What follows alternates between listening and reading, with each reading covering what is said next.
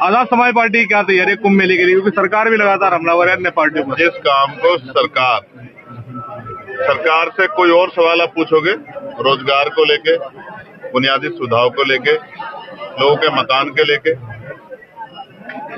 रोटी कपड़ा के लेके, सरकार पर जवाब नहीं। सरकार कहती है एक दिन में कुछ नहीं होता, लेकिन हमने देखा कि 6 महीने में रेत पे एक बहुत बड़ा शहर बनते हम लोगों ने देखा। जब सरकार करने पे आती सब कुछ हो जाता है। तो जिस विचारधारा की सरकार अपना काम कर रही है, जब सरकार इतना अच्छा काम कर रही है, हम उसमें क्या कहें। किसी को पाप धोने हैं, किसी ने पाप किया वो चला जाए, कोई बताता जो पाप करता है। आपने कोई भी पाप किया तो आप बता दो किसी को कि आपने पाप किए।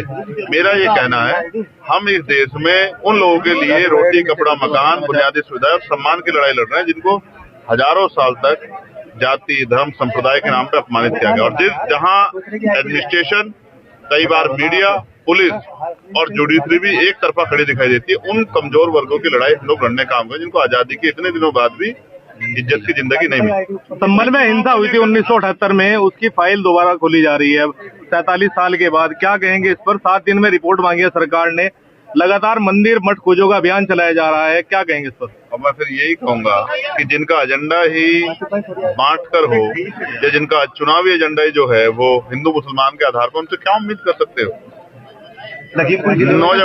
नौजवान रोजगार के लिए कहेगा तो लाठी लगेगी। 1 करोड़ 80 लाख रुपए की बड़ी डकैती दिन दहाड़े। यही मुजफ्फरनगर में मैं गया था, पीट के मार दिया सनी को। बागपत के नौजवान को 3 साल न्याय नहीं मिला, उसने जाके पार्लियामेंट के सामने आग लगा ली। और अभी मौर्य जी को पुलिस ने पीट के मार दिया। क्या सुनना चाहते हो मुझसे?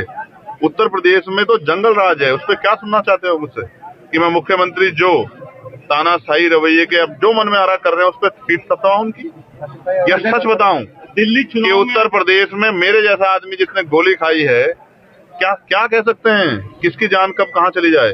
सदन में बात रखना चाहते हैं आपको जो है पूरा समय नहीं मिल पाता, उसका कारण क्या है सर? आप मुजलूम की आवाज है सर, आप पूछ के बताओ। मैं तो अपनी कोशिश करता हूँ कि मौका मिल जाए। दिल्ली चुनाव में आजाद समाज पार्टी का क्या स्टैंड है? मजबूती से लड़ रही है। दिल्ली की स्टेट की टीम ने जो तय किया है। कितनी सीटों पर लड़ा जाएगा? मैं अभी आज नहीं कह सकता, लेकिन मैं ये बता रहा हूँ कि लड़ रही है, क्योंकि कल मेरी बात हुई थी। हम मिल्कीपुर भी लड़ रहे हैं और हम लोग दिल्ली का चुनाव भी लड़ रहे हैं। 2027 के लिए क्या स्टैंड है? आजम खान से नजदीकियां कहीं ना कहीं मुश्किलें बढ़ा रही हैं और लोगों की। किसी को परेशानी है किस बात? ऐसा नहीं होना चाहिए। अगर अच्छे लोग मिलकर लड़ेंगे तो इससे फायदा होगा।